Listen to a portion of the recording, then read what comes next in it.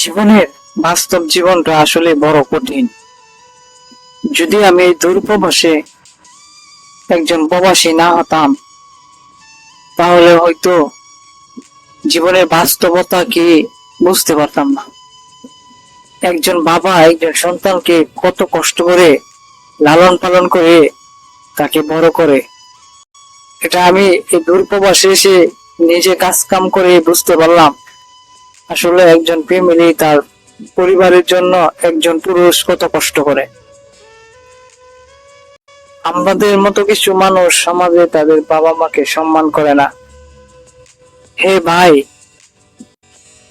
তুমি একদিন বাবা হবে, একদিন বুঝবে আসলে তোমার বাবা তোমার জন্য কত কষ্ট নাই করলো, তুমি তার মূল্য দিলা না। হয়তো তোমার বাবা চিরদিন থাকবে না, থাকলে তুমি বুঝবে না, যেদিন চলে যাবে ওই দিন তুমি বুঝবে বাবা নামের বট গাছটা যে কত মূল্যবান জিনিস ছিল। এই পৃথিবীতে যত বিপদ আপদে পড়ো তুমি, বাবা নামের বট গাছটাই তোমার পিছনে থাকবে, তোমার পাশে থাকবে। বাবাকে কেউ কষ্ট দিও না ভাই, সবার কাছে অনুরোধ রইল।